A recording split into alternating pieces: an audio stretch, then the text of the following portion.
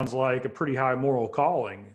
So if you have a product or service, a solution that you offer that helps your client, your customer avoid future pain, then to me, it's almost like you have a moral obligation to ask for the order, to say, how can I, can I help you solve that problem before it becomes an issue? And so I think part of it is just culture. Part of it is not really understanding and believing the value of what it is that they do. I know with our coaches, we're soon to have 140 choose to win coaches. And we remind them all the time, your value is not the price you charge. Your value is the change in that person's life. Yeah. And so whoever's listening to this, whatever you're selling, whether it's a home interior or a service or, a professional consulting or whatever it is, you have to look at the value of how it changes that person's life.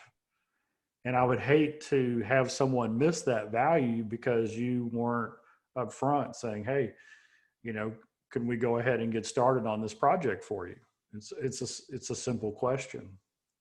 Well, and we got some responses from people who get that, Tom. I'll go over a couple real quick here. Brian here, he says, if you've done a well enough job listening to the prospect and in a conversational way have asked the right questions, you can have the prospect asking you if they can get your product or service. At the very least, you have helped them to connect the dots and you are in a position to ask for the business, kind of what you started off with, that we're helping them make that decision.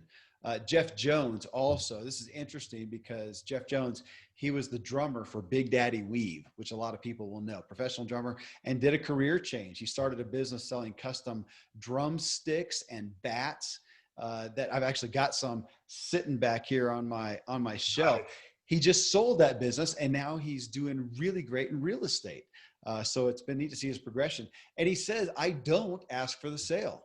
I don't close. My entire philosophy is to create an environment where I'm the obvious choice when they are ready to make a decision. Buying or selling a home is not something someone convinces another person to do. So it's not about me asking, but it's about me being top of mind when they are ready. My entire marketing approach is about selling without selling. I like that where he says, I'm there to be top of mind when they are ready to buy. I mean, here in podcasting, it's a business of trust. People listen to podcasters that they connect with, they resonate with, and to some degree they trust. And that's why so much advertising is filling this space now. It's kind of the old Paul Harvey thing. You listen to Paul Harvey, you trust him. When you're ready to buy some hardware, you go to True Value Hardware, because that's where he advocated, and Dave Ramsey today, of course, has done a great job. People trust them. And of course, we see that here. People trust us and they often will purchase from the people that we advertise. So we've sold that trust early on. But then, to helping them make that decision, we do know that there's still repetition and people don't make a purchase right away, generally, at least on the premium items. And that's probably worth pointing out too. We are talking generally in this process about is it fair to say a premium offering, not a commodity? When I want something, I went today and needed a couple things. I'm going to upgrade my camera here that I'm using. We found a couple cords that are old, and I just went on Amazon, looked for what I needed, what had the best ratings and reviews, and I just bought it. I guess, we are in a different process to some degree, but we all have those same, especially on the big ticket items, there is that decision-making point. And it seems like we do more of that, making ourselves top of mind, building trust, than having that face-to-face. Okay, are you ready to buy? It actually is probably as prominent or more than anywhere in coaching and consulting today, Tom, which you're so heavily involved in. Yeah. I read a stat, this is a few years old, but it was something like between 97 and 99% of people do not trust marketing and advertising from big companies. And then 93% of people admitted that if they were going to make a significant purchase. So not a computer cable like you're talking about, Yeah.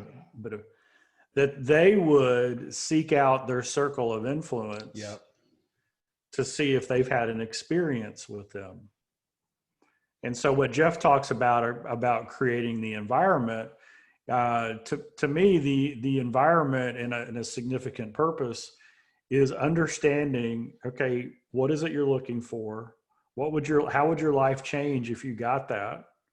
What is it that is causing you concern now? What are you unhappy with now with what you have?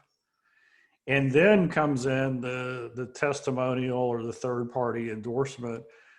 Well, hey, you were referred by so and so. What did they say about it? Oh, well, they really enjoyed the experience. Mm-hmm. And then it becomes very natural to say, well, it sounds like you really want this. Would you like some help in finding the right fit for you?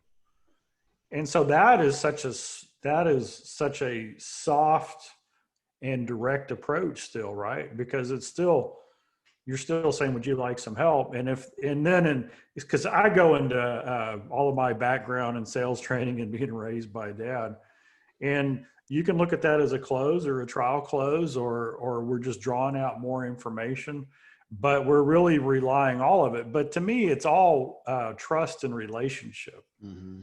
And that is where we can stand apart. So in our coaching enrollment process, we literally get the person to raise their hand by the end of the conversation, just like Jeff is saying, yeah, I want that. Can I get some help?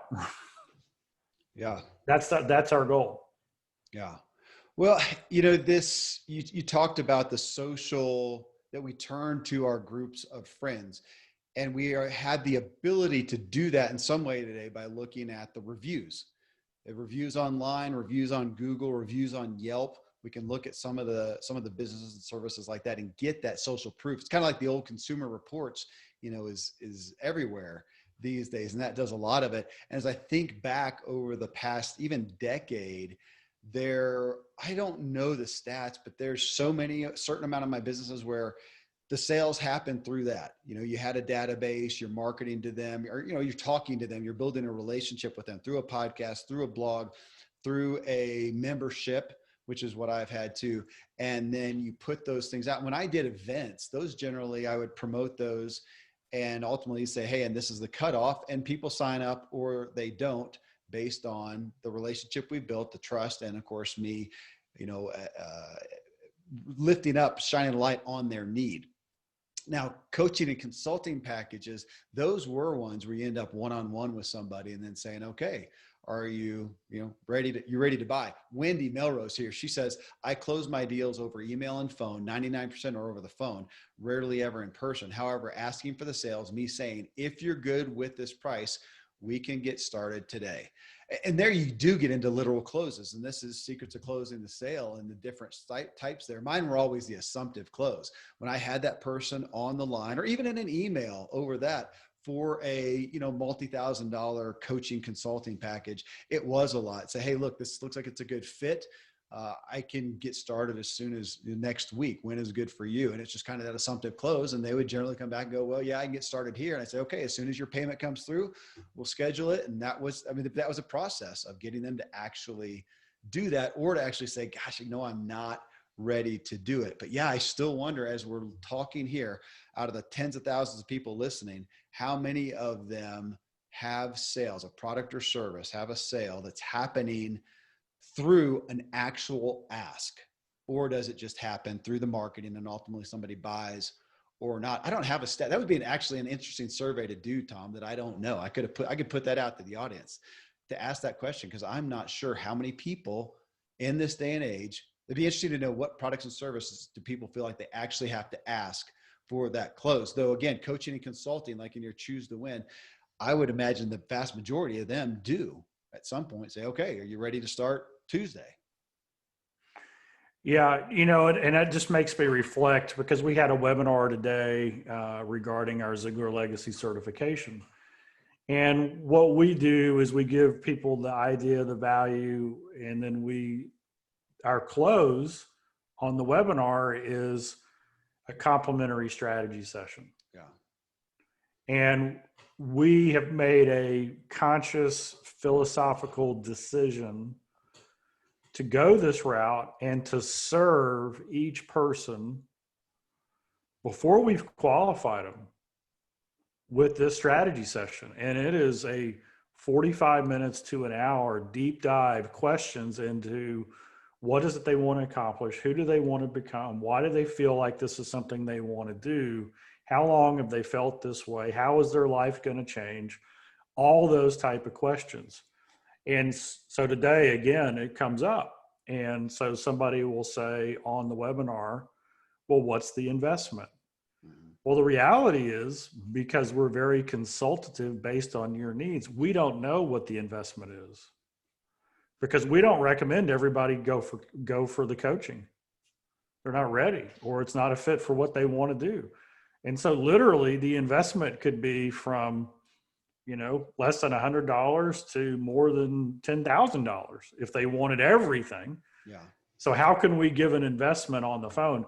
And that's or on a webinar and a live.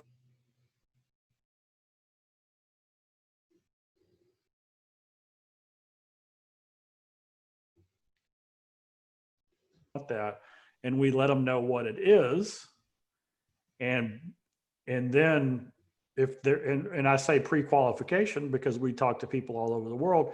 And so in their mind, they thought it was X. Oh, this is only going to be this, but it turns out to be Y. We still have solutions for them. We still have a plan for them.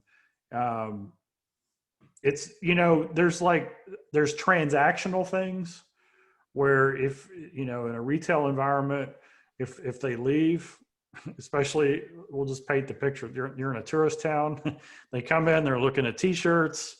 Hey, if they don't buy the t-shirt from you, they're not buying it from you, right? Yeah. If they don't get it. And that's a different scenario than the type of relationship we're in. We want to do business with you for the next 30 years, right? We don't, we're not hoping that you're a drive-by. And then there's the kind of the in-between. Somebody was talking about selling cars. And boy, is that that's a reputation. That's a three-way reputation sale, in my opinion. It's the reputation of the brand that you're selling. It's the reputation of the dealer, and it's the reputation of the salesperson. And that's a different, and you've got that pressure because it's the same thing. If they're there interested and need a car, then you really have that opportunity. When they leave, the chances of that following through go way down. Yeah. So you mentioned the car. Sarah Brown, she put that in there. She said, little difference in car sales or business. It's all in person. But after rapport has been built and problems have been solved and value has been built in the vehicle, value build being very important. But that is one today where you go on a car lot. That's probably, again, we could make a category of how many products and services are actually come down to a closing need to ask for the sale. And that is one to make that big decision.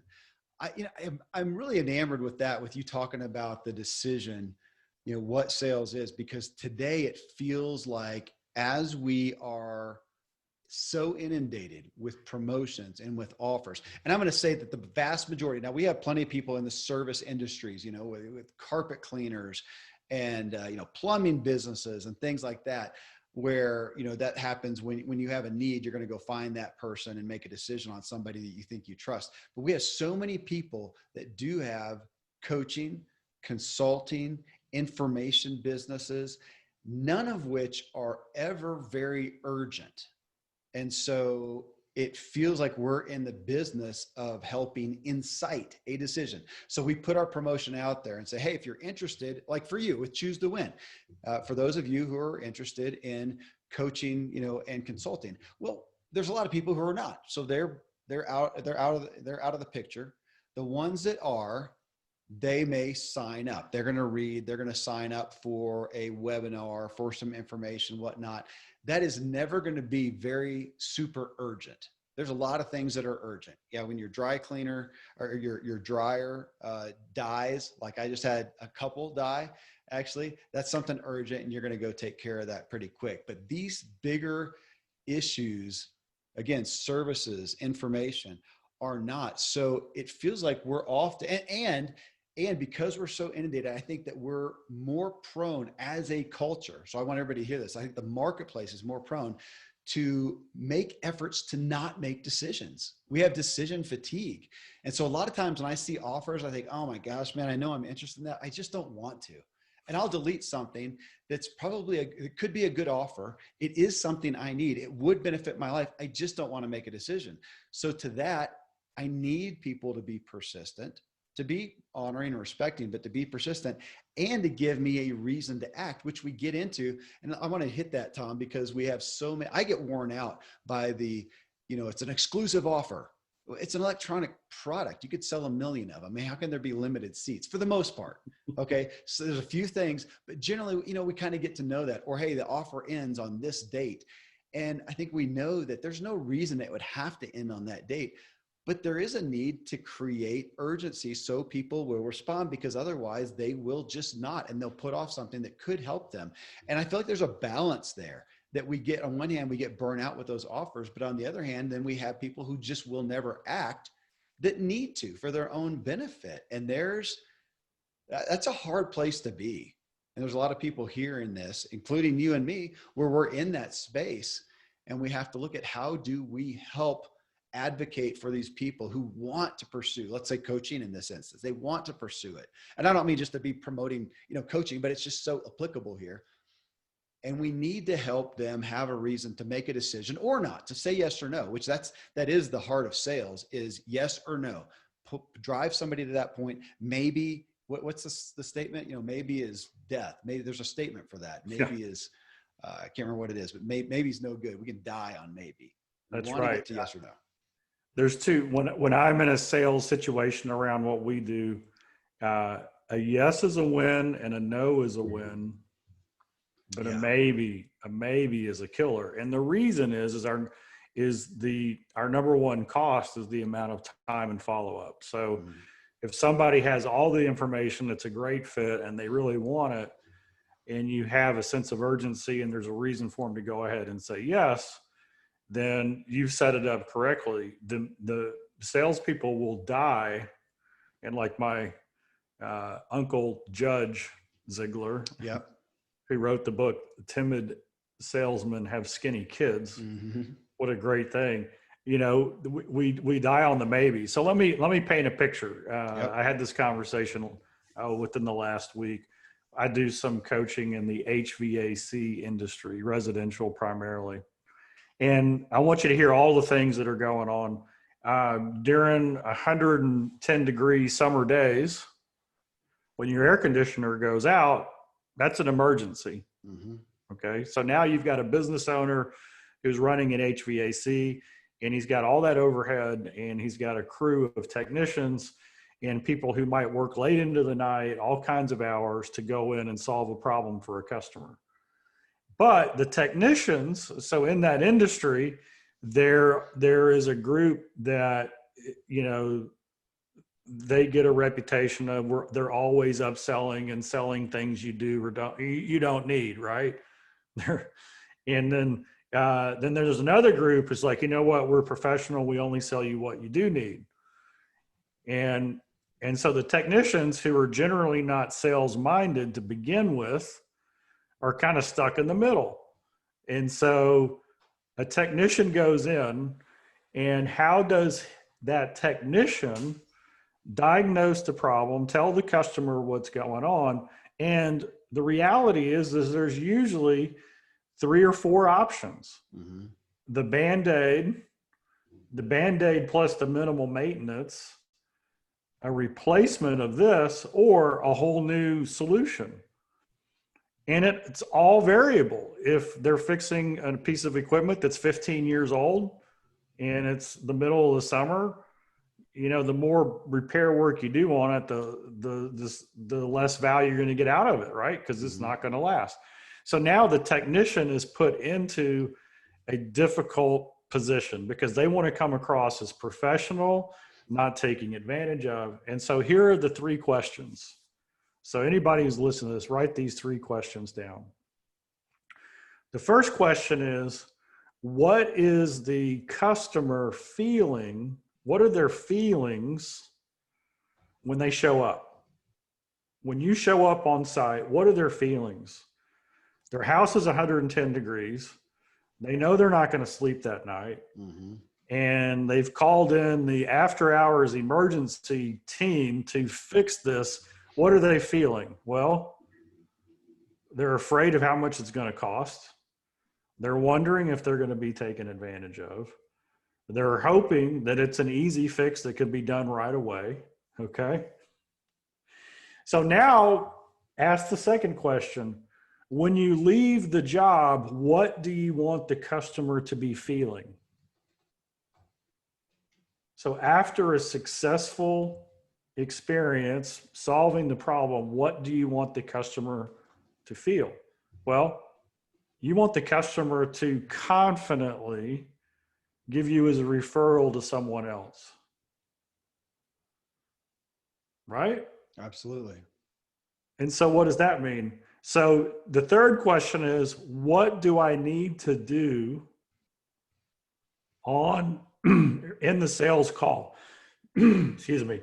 While I'm there diagnosing the problem, talking to the customer, walking through it, what do I need to do in that process to turn that fearful prospect into a confident referring customer? Yeah. And if you spend your energy on that, wow, then you've got a powerful solution. You've got a powerful sales process. And so to give them confidence to refer you, number one, you've got to be professional. You've got to check it all out.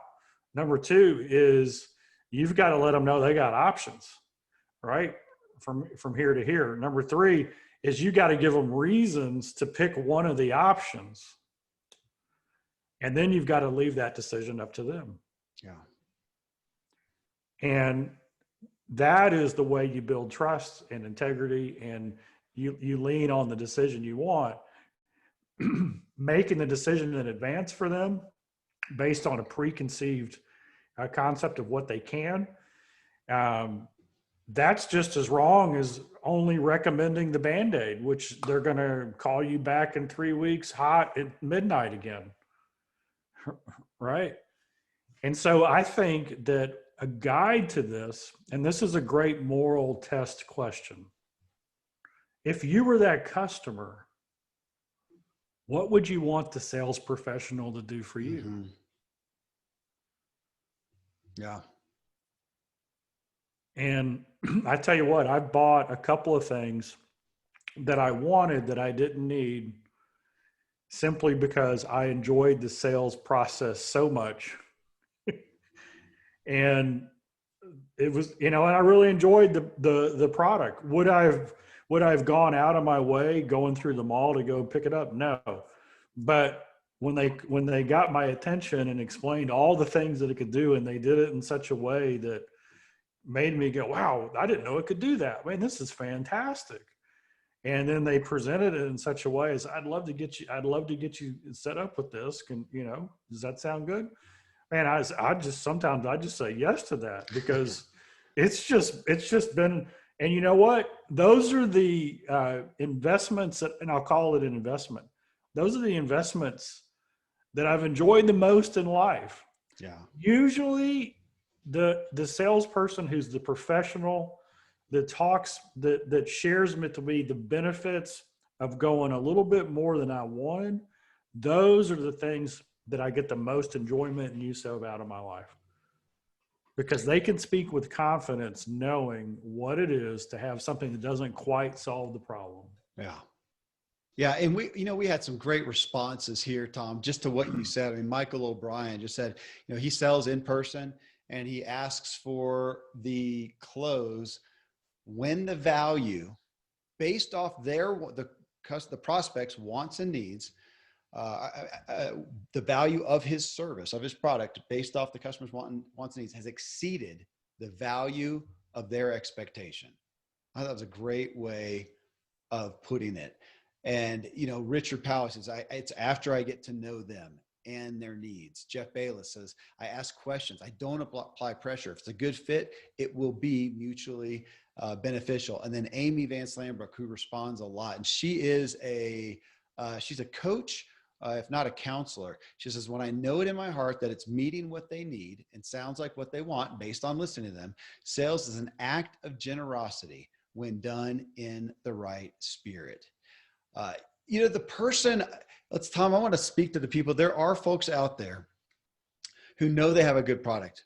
They know they have a good service, and yet they are uncomfortable with asking for the sale, and they are often not making the sale. And you've talked to, who knows, hundreds, if not thousands of people in this position. They know they can do well, but they're not making the sale. And they're wondering why later. Why didn't they buy? I know the person could use it, and now the person's probably going to go off and either choose a competitor for some reason or just not make the decision. Again, especially if it's not something that's urgent, which goes back to the clip that we started from with your dad saying, talking about the person who bought something, and his friend said, well, gosh, why didn't you buy from me? And he says, well, you never asked. And, do we, where these people who are listening right now, who are often found in that spot, there is the need to ask, and to ask in the right way. Though we can also, based on what you just said, say, are they getting to that spot because they have just not done the job up front of creating the trust, creating the rapport, making the person feel understood. Because I think when it comes down to it, Tom, I feel like I have done the best job when I don't have to ask. That is when I do feel, when was the last time, are you used to even having to ask these days? I am. Are you still? Yeah. And I expect that. I'm prepared for the ask. So I want to go back, to Michael. If you hear this, you might come back in and leave a comment on this thread under Kevin and just tag my name on it. So here's a great question to ask that'll help reveal when the value has exceeded their expectation. Okay. And most people have heard this question. I wish I could remember where I heard this question, the way it's phrased, but it's just it wasn't Dad, it was somebody else. And we all know the question. On a scale of 1 to 10, with 10 being you're going to say yes right now, how close are you to making a decision? And that's the question. That's not the question I'm talking about. The way I would say that question is, hey, on a scale of 1 to 10, after everything you've heard, your expectations and the value that we bring, how close are you to making a decision? So they say something like a 7. Now, the typical follow-up question is, well, how do I move you from a 7 to a 10, right? So Michael, don't do that. Do this. Just say, wow, a 7, that's pretty good. Tell me why it's a 7 and not a 5. That's good. Okay, so what then happens is, instead of telling you what's wrong with the opportunity, they start telling you all the things they like about it. And that's a powerful thing, because now, in their own words, they've told you why it's a fit. Yeah. And so they will usually say, well, I like this. I like the relationship. I think we can trust you, and blah, blah, blah, blah, blah. And then they might say, I was just hoping for this, right? And if I had this, they're going to volunteer. And then you get to repeat back what they've said that they already like. And then it's real simple. If we could get you that extra thing there, would that make it a no-brainer? Mm-hmm. But what you're doing then is you're getting them to express what their needs and expectations are together, and then find out where the gap is. But I love that question of, wow, you said an 8. Wow, I'm going to take that as a compliment, because, that says we're doing pretty good. We're not there yet, but why an 8 instead of a 6 or a 5? I love that approach. I do too. And this is something, obviously, Ziglar is the home of sales. Sales training, that's where Zig Ziglar started. That is such a foundational backbone of Ziglar today. I think if anybody is hearing this and you are still questioning what's going wrong in your sales process, you're still uncomfortable, I would go to Ziglar.com and just contact them. And if they can help you in a specific area, they'll tell you. If they can't, they'll give you a referral or a resource somewhere else. I don't think there's anyone listening who would not benefit from reading Secrets of Closing the Sale. Because, and I said I would talk about this, Tom, and I want us to end on the note of, let's go to the personal side, outside of a product or service, just us in our everyday lives. We are always selling every single day. I know that I am often selling something to my wife. I am selling something to my kids, especially my teen kids. I am selling something to my older kids who I want to have the influence to help them and impart something to them. I am selling to my business partners, to investors. I am selling to this audience here. I'm selling to a publisher. I mean, I am, and everybody is to some degree. They want to help persuade somebody in a direction. They want to help convince somebody to a direction. They want to have influence just so that they can help them. How many people out there would love to help somebody in their life who is suffering in some way, or they see is just having pain in some way, and they go, "Oh, I wish I could just tell them this." I mean, that's a common thing that I hear people talk about. "Oh, I wish so-and-so would listen to me. I wish I could say this to them." Well, why can't you? That's a sales question right there. I don't know anywhere else to go. This is Secrets to Closing the Sale. This is How to Win Friends and Influence People by Dale Carnegie. And we have a culture who is not taught this. It's not taught in schools. It's not taught in the home for the most part. It's not taught in universities. And it's often not even taught in the corporate arena where you may be hired to do that professionally.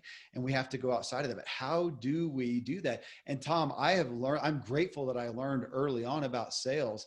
And I see it today as going back to what Amy said, it's an act of generosity when done in the right spirit. When I have a kid, a friend, anyone who I see suffering from something, if I don't have the influence so that they will listen to me, I can't help them. And I may have something that can really help them.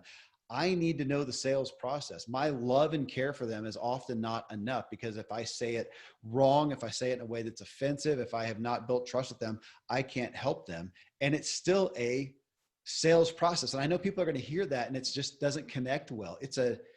We should come up with another term. Maybe you have one, Tom. It's an influence process. That would be great. Let's take it out of sales and say, if you want to influence people, there is a process. But we just don't think that way. It's not a common perception. Absolutely. I'm going to give a little sneak peek into the book that I'm working on. Please. It's a little bit on leadership. It's a lot on leadership. I'll just be upfront. And I'm trying to, in a time of change, what's the right kind of leadership? And I have this statement, and it's a perfect sales statement. It's a perfect family statement. But here it is. We create the future we see. Mm-hmm. Let me say that again. We create the future we see. So remember what we said earlier, the 3 questions: how is the customer feeling? How do you want them to feel? And what do you need to do in the sales process to get them to feel that way? Well, the future we see is we want them to confidently refer us to their family and friends, the people they trust and love the most. Okay. So the future I see with my home and my family and my kids is that they're stepping confidently into life, taking responsibility, creating their own path. Now, this is interesting because we know how the brain works. If I tell you constantly, hey, you never turn off the lights, you never pick up your clothes, you leave the dishes on the table, what that does is reinforces the negative thing. So they feel bad, and then they continue to leave the lights on and leave the clothes on the floor. So if we want to create the future we see, what we see is a neat, respectful house, energy efficient, the lights are off. Not only is the table cleaned off, but all the kids are helping each other clean the table. Yeah. And so what is the behavior and the words that you've got to express to create that? Oh, Kevin, And I love it when you do that. That just helps me out so much. I've got so much, and what you just did really made a difference. Who doesn't want to hear that? Yeah. Right. And so pretty soon with this positive affirmation type of direction. And so how do we use that in the sales process? So let's just say you got referred to somebody. So Kevin, somebody referred me to you, you're interested. I might start off the conversation like this. Kevin, thank you for taking the time today. John referred us, and I'm so grateful that he did. Just like I told John, I said, my goal is for you to be confidently referring me to your friends. And that's really my reason for being here. If we're a fit, Kevin, I hope to earn that from you. Does that sound okay? That you would refer me? Mm-hmm. Well, okay. So Kevin, you got to know right out of the gate, you got to hold me to the highest standard. And, if I leave something out, you let me know.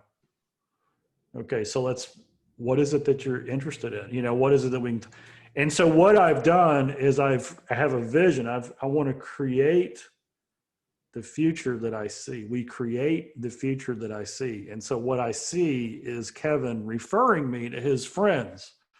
So what's my behavior? I'm going to have to set a standard so high that I have to live up to, that when I do, after, whatever the relationship period is, maybe it's a week, maybe it's a month, maybe it's 6 months, I can go back to Kevin and say, how are you liking that? You're like, oh man, this is the best thing ever. Great. Remember our first conversation? Yeah, I do. Who do you think would enjoy the same kind of service that you've had, that Yeah. right? And so it gets back to that front end. But the thing is we create the future we see. That works in all relationships. But here's what's interesting about it. It's focused on two things: problem solving for what that other person needs, and setting a high standard of behavior on my side that is not manipulative. It's serving, right? It's respectful. It's saying I have an obligation to exceed your expectation. That is a tactic that it's going to sound rough to some people, but a strategy that I have used in a business in the past, where that was literally part of the vernacular, is we are here. You're going to get better service from us than you've ever experienced, because all of our attention is focused on you. We're not out there trying to sell to people who don't know us, but to be able to do that, we are totally reliant on your repeat and referral clients. So you're on repeat and referral clients and your referrals and recommendations. And man, yeah, the perspective that put, when we said that and put that out front there, the propensity for them to give that was so much higher. They knew that was the point, and then knew that we were sitting here on the hot seat, to give service in that way. But it also, as much as programming the person, it programmed our business. It programmed our employees in such a dramatic way. And I'm saying that, and that's a story that I can make anonymous, but it was actually at Churchill Mortgage. It was the one actual W-2 employee scenario I actually had, at least in my adult life. I did some things as a kid. But that was it, 1996 to 1998, with Mike Hardwick. That's who Dave Ramsey still sends everybody to. He did back then, and he does today. The Churchill Mortgage, which is now in, it's like 30 some states. But during that 2-year time period where I was there, not that it was all about me, it was about something that Mike was doing that I got to spearhead. We quadrupled the repeat and referral business in Churchill Mortgage, and he franchised it, started franchising it afterwards, and asked me, but I had other pastures I wanted to go check out at that point. But it was incredible. And I'm astounded today to see how few people, I shouldn't even say that, Tom. I really can't tell you, outside of Ziglar Corporation, you and what you guys do there, I don't really know a business that I could say that I feel like does that with me, that I've chosen to give my money and that they court me at all for repeat business, for my repeat business, for my referrals. Nobody asks. It's unprecedented. And yet we've got incredible books. I think you and I talked about it not long ago. Isn't it Sewell Cadillac? And they had the book, is it Crowning the Customer? I may be getting my books confused. Yeah, I'm not sure if that's the name of the book, but their customer service is If you unbelievable. type in Sewell Cadillac or automotive in Dallas, and you'll see that's their perspective, and they've knocked it out of the park. Why has every automotive dealership in America not exemplified them? I had no idea. No Yeah, idea. because doing it right takes a little bit more energy, Mm. but it also the rewards long term. I will, Yeah. the example I gave just a second ago, I'm going to boil it down. Seth Godin boiled it down into 4 words, and this is like a mic drop moment. So Seth is a legend, marketing futurist. CEOs of the Fortune 500, they call on him to help understand where we're going and what's effective. And just an amazing individual. Well, early in his career, he will tell you that he listened to Secrets of Closing the Sale. The version he had, I think, was at least 10 hours. And he would probably tell you that he listened to it over 500 hours total, probably over 1,000 hours total, because he was doing 2 to 3 hours a day. So when he came to our office, I said, Seth, I saw something online and you were talking about trust. What were you talking about? And this is what he said.